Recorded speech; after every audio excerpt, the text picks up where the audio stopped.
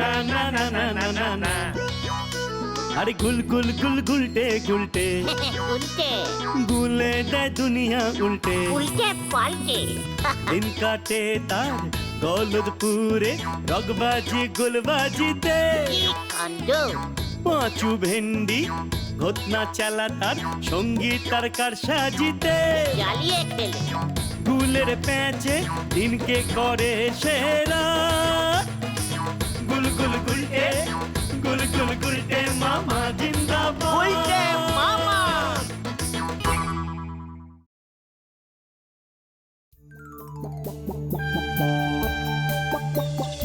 গুলটে মামা, আগে তুমি নরাদার দোকানে শুধু এক বেলাই চা খেতে, এখন কিন্তু সকাল বিকাল দুই বেলা হয়ে যাচ্ছে। তাও আবার ধারে। নরার চায়ের কেমন একটা নেশা ধরে গেছে বুঝেছিস, তাই নরার চায় গলা না ভিজিয়ে আড্ডাটা তেমন জমে না। সবই তো বুঝলাম, কিন্তু মাঝে মাঝে নরাদাকেও তো টাকা পয়সা দিতে হবে বলো। ওরে গলদপুরের দরদি বলদগণ, নরাকে আমি ওয়ান টাইম চেকে সব পেমেন্ট করে দেবো। আগে ব্যাংক অ্যাকাউন্টটা তো খুলতে দে। তবে তুমি ব্যাংক অ্যাকাউন্ট খুলবে, তারপর তুমি নরাদার চায়ের ধার মেটাবে। নরা তো আর গলদপুর থেকে পালিয়ে যাচ্ছে না রে।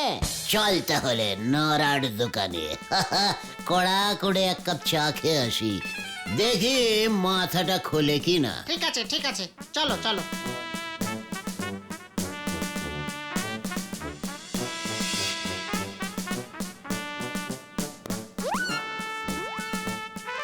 নরা, কড়া করে ডাবল চামচ চিনি দিয়ে এক কাপ চা বানা দিকে, আর ওদের লেবু চা। নরা, চা দে বলে দিলাম। নরা, ও নরাদা, তুমি এমন করছো কেন? কথা তো বলো। সেই একই কথা অনেকবার বলেছি, এবার তাই অন্য পথ নিতে হচ্ছে। নিকি তো জানালাম ধারে চা আমি দেব নে। নরা, তুই না আমার ছোট্ট ভাইয়ের মতো। আমরা না এক পাড়ায় থাকি। লজ্জা করে নে, দাদা হয়ে ভাইয়ের কাছ থেকে ধারে চা চাইছো? ওসব কথায় চিড়ে ভিজবে নে। আর আমি ধারে এক কাপ চাও দেব নে, ব্যাস। ঠিক আছে ঠিক আছে, কাজটা ভালো করলি না কিন্তু নরা। তোমার ওই ফুটো ধমক চমকি আমি ঘন্টা ভয় পাই। পাঁচু, পাঁচু ওকে থামা, রাগে আমার সারা শরীরে কাঁপছে কিন্তু। ঠিক আছে ঠিক আছে, তুমি শান্ত হও গুলটে মামা, শান্ত হও। নরা, তোর চায়ের দোকান আমি বন্ধ করে ছাড়বো, এই তোকে বলে গেলাম, তুই দেখে নিস। ঠিক আছে, আমিও দেখবো আপনি কত বড় ফুটো মস্তান। নরাদার সঙ্গে যে এমন একটা বিচ্ছিরি ঝামেলা হয়ে যাবে বুঝতেই পারিনি। দূর, ভালো লাগছে না মনটা। আমাকে আমাকে ফুটো মস্তান বললো ওই নরা।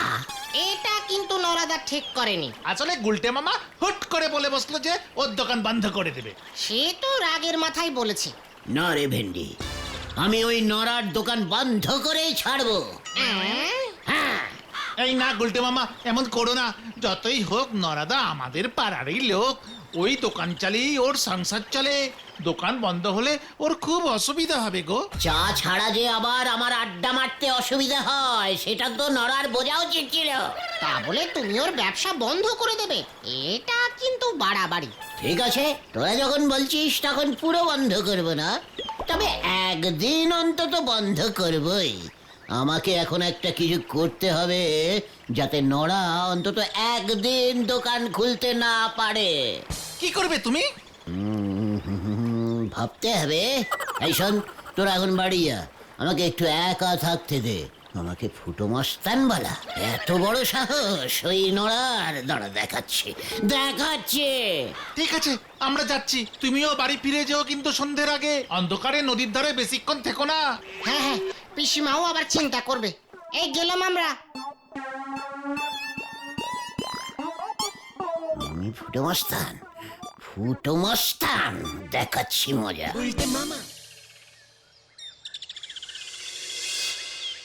রামশরণ চাচা, গুলটে আয়া, বাইরে নিকলে আসুন। রামশরণ চাচা। আরে গুলটে বাবু যে তা হঠাৎ কি মনে করে বসেন ये মানে অনেক কিছুই মনে করেই আয়া হ্যায় বহুত জরুরি দরকার ये মানে হচ্ছে का बात बोलिए ना আপনার কটা গরু হ্যায় वही एक ही है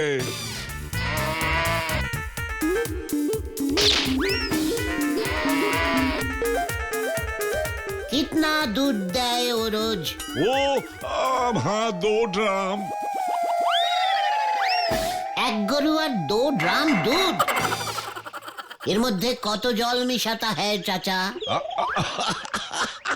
50-50 ঠিক है আমার কাজ হয়ে जाएगा आपका भी दूध चाहिए आउट तो होवे ना 1 ड्राम दूध रोज नोरा लिए जाए और दुकाने लागे और 1 ड्राम ओ जगदार बाबू हेडसर बाबू और ओ पोटेश्वरी दीदी को हमके दीते होए আর तो दूध नहीं होगा সে কি আমার তো রোজ মানে 50 গ্রাম দুধ চাই ঠিক আছে উঠি তাহলে नहीं नहीं बैठिए ना ব্যাপার কি আছে সেটা তো বলুন এ তো দুধ নিয়ে আপনি কি করবেন পথে আইয়ে বাছা আসলে তুমি তো জানো চাচা हमार साथे देश विदेश का बड़ा बड़ा सब ये राजा का दोस्ती है ये मने होगा एक बड़ा राजा है राजा दुधेश्वर क्या नाम दूधे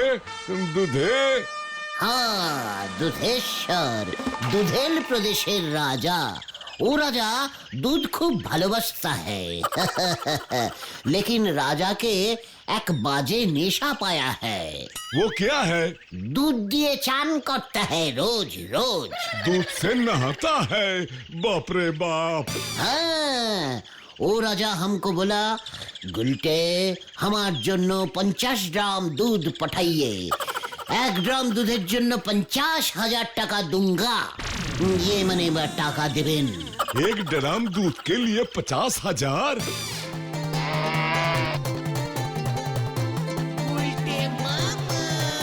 गुलटे बाबू आप 2 ड्राम ही ले जाइए किंतु हमार तो 50 ग्राम चाहिए 2 ड्राम से शुरू कीजिए ना गुलटे बाबू 50,000 1 ड्राम 2 ड्राम का मतलब 1 लाख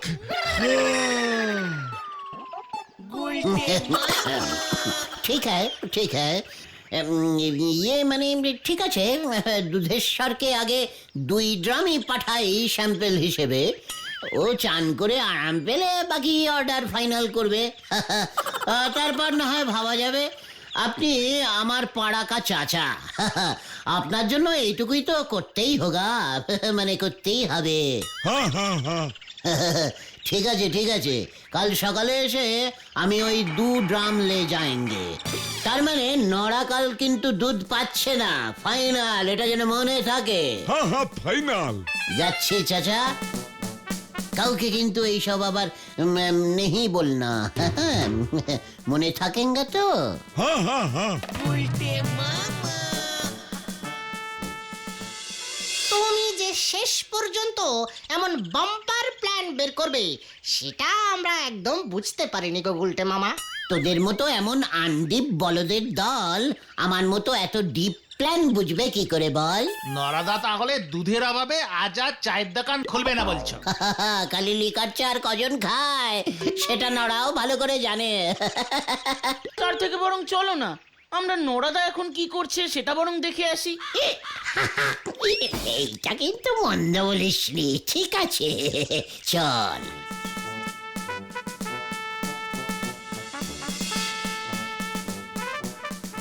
আমাকে ফুটো মস্তান বালা দেখ এবার কেমন লাগে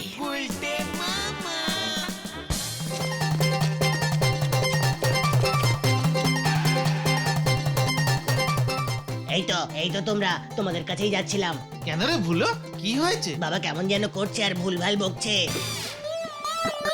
আর শুধু বলছে গুলটে বাবুকে ডাক নড়া এতটা ভয় খেয়েছে বেচারা দুধের অভাবে দোকান খুলতে না পেরে বোধহয় মাথাটাই বিগড়েছে।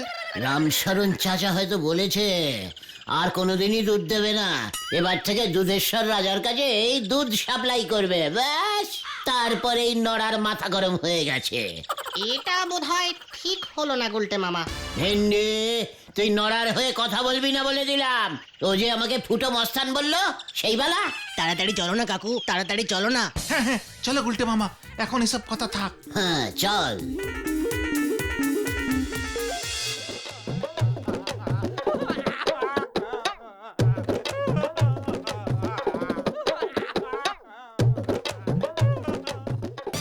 এই আমার কি হলো গো গুলটে বাবু, আপনি কিছু করেন গো, আপনি ছাড়া আমার অন্য কোনো গতি হবে নে গো গুলটে বাবু গো। ঠিক আছে ঠিক আছে, এতটা ভয় পেতে হবে না, তোর আগেই বোঝা উচিত ছিল নড়া। এ আপনি কি বলতেছেন গো, ভয় তো আমি পাইনি, আপনার মতো ফুটো মস্তানকে আমি খামোকা ভয় খেতে যাবো কেনে? নড়া, পাঁচু, নড়া আমাকে আবার ফুটো মস্তান বললো। ফুটো মস্তানের ফুটো মস্তান বলবো না তো কি বলবো বলেন দিদি? নড়া, আমি কিন্তু তোর দোকান চিরদিনের মতো বন্ধ করে দেবো এবার। ওই দোকান আমি আর খুলবই নে। মানে দোকান আর খুলবে না মানে? আমি তো অনেক বড় লোক হয়ে গেছি গো। বড় লোক? নড়া কি বলতে চাইছিস? ঝেড়ে কাশ কিন্তু। বেশি করে কাশলি পরে কব বার হয়ে যাবে, তার থেকে বরং আস্তে আস্তে করে বলতেছি গো। ব্যাপারটা কি বলবে তো? আমি মনে হয় গুপ্তধন পেয়েছি গো। কি কি গুপ্ত মানে গুপ্তধন? কালি পরে আর বলতেছি কি গো। নড়া, তুই ঠিক বলেছিস, আমি ফুটো মস্তান, আগে বুঝতে পারিনি। তুই আগে গুপ্তধনের ব্যাপারটা বল দেখি। হ্যাঁ হ্যাঁ, আজ সকালবেলা এই কাগজটা কে যেন ওই জানালা দিয়ে ফুটুস করে ঘরে ছুরি মারলো গো। আমি তখন সবে ঘুম থেকে উঠিয়ে এইখানে বসে বুঝতে চেষ্টা করতেছি সকালের বড় চাপ এলো কি না। দেখি কাগজটা কি লেখা আছে। গুপ্তধন আছে রানীমার কাছে, রানী বন্দি কুঠুরিতে, হাজার সেনার পাহারাতে, কুঠুরি ঝুলছে গাছে, মন্দিরের পিছে, রানী থাকে কোথায়, নড়ার দোকান যেথায়। তার মানে গুপ্তধন আছে রানীমার কাছে, রানী থাকে কোথায়? নড়ার দোকান কোথায়, তার মানে তো আমাদের এখানেই, মানে আমাদের গলতপুরে। গলতপুরে গুপ্তধন? নড়া, সত্যি করে বল, এই চিঠি তোকে কে দিয়েছে? বিশ্বাস করেন গুলটে বাবু, আমি জানি নেকো, আমি তো বহুকাল আগে মায়ের কাছে মানত করেছিলাম গো, আমি যেন ওই গোবিন্দ বাবুর মতো কিপ্টে বড় লোক না হই। তাই বোধ করি মা আশীর্বাদ করিয়ে এই গুপ্তধনের খোঁজ পাইতেছে গো। সেই গুপ্তধনের খোঁজ তুই আমাদের দিলি কেন? এ কি বলতেছেন গো গুলটে বাবু, ওই অত বড় কবিতের মানে আমি ঠিকঠাক বুঝতে পারবো নাকি? ভুল বুঝে যদি ওই উল্টো দিকে চলে যাই তবে তো বিপদে পড়ে যাব। ওইদিকে হেড সাইডে বললি খবরটার গোপন রাখা যাবে নে, পুরো পেপারের হেডলাইন করে দেবে আর বলবে নড়া গুপ্তধন তুই সব দেশের সেবায় দান করবি, তালি পরে তো আরো বড় বিপদ।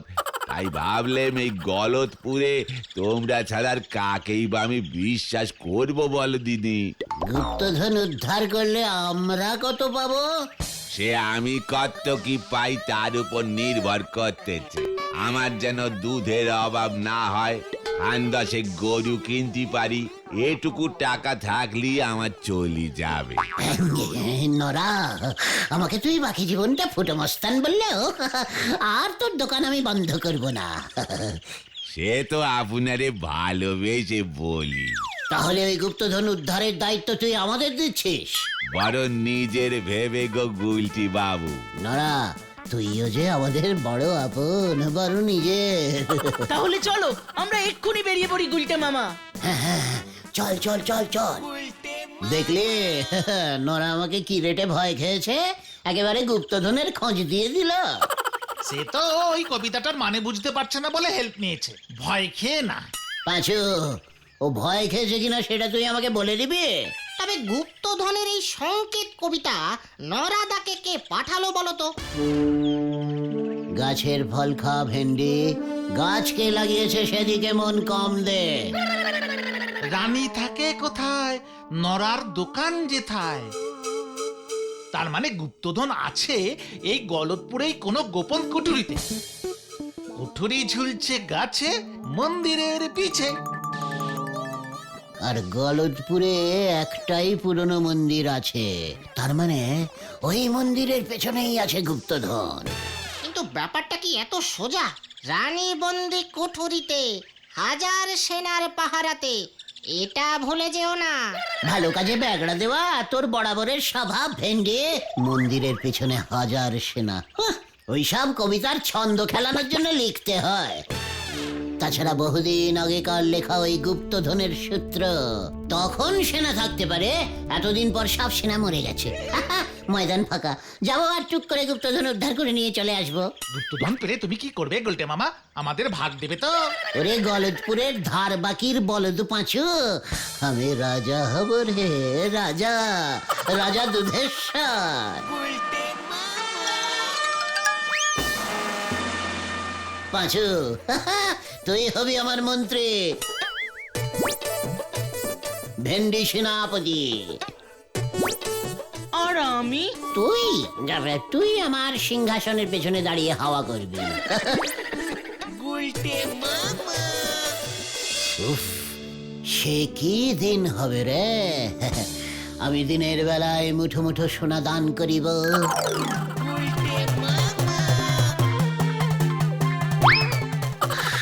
আর দুপুরে দুধ দিয়ে স্নান করিব,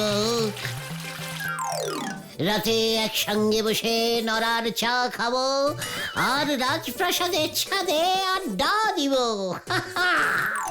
নরা, একটা গোলাপ জল মারা খাঁটি লিকার চা দিয়ে যাও ভাই।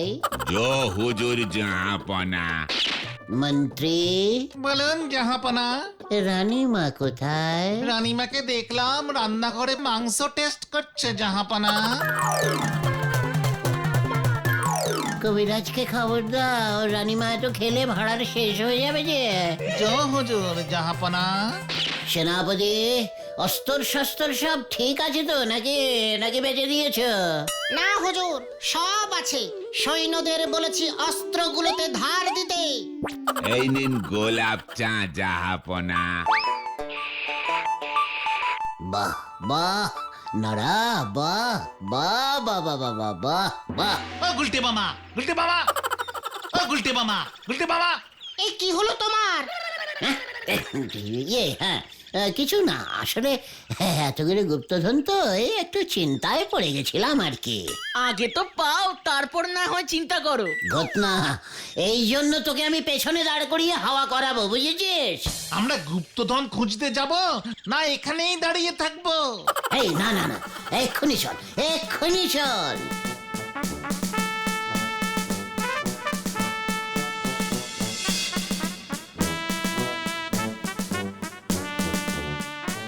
গুপ্তধন কোথায় গো?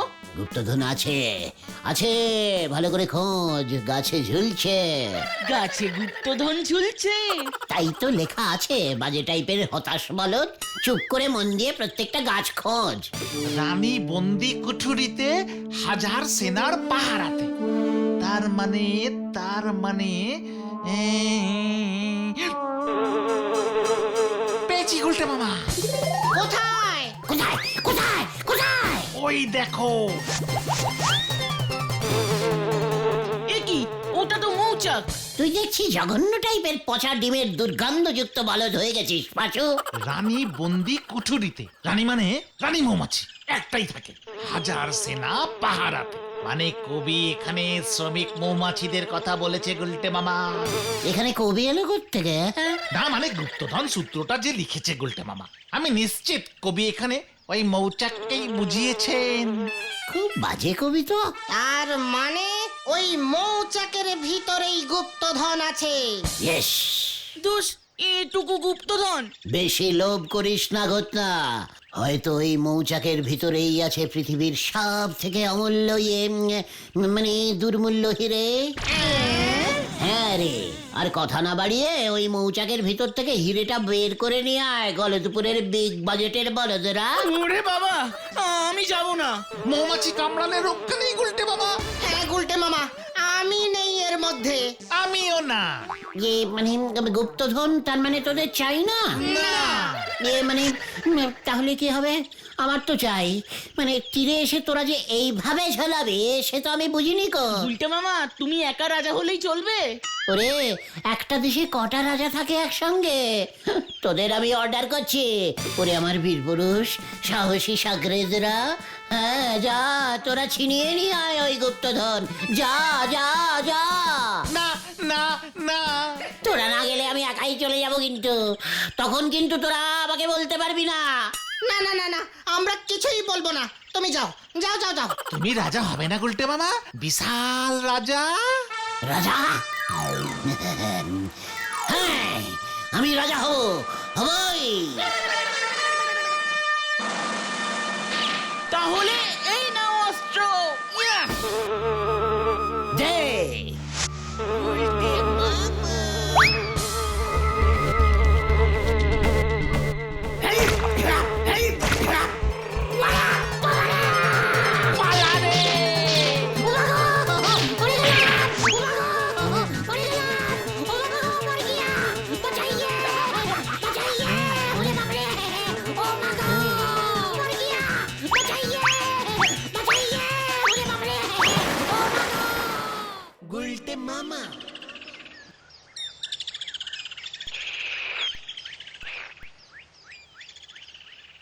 ও হেড স্যার বাবু, আপনি যা ওই গুপ্তধনের কবিতে লিখে দিয়েছেন নে, শুনতেছি ওই গুলটে নাকি মৌমাছির কামড় খেয়েই একেবারে কুপোকার।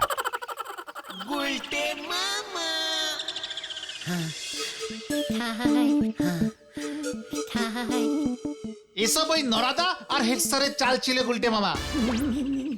এর মধ্যে আবার হেড স্যার ঢুকলো কেন রে ভাইটুকুন? নরার দোকানে দুধ নেই, দোকান বন্ধ, তাহলে হেড স্যারের চলবে কেমন করে? তারপর ওই রামশরণ চাচার কাছে সবটা শুনে দুজনে মিলে এই প্ল্যানটা করেছে। রামশরণ চাচাও নাকি তোমার নামে থানায় নালিশ করবে বলেছে।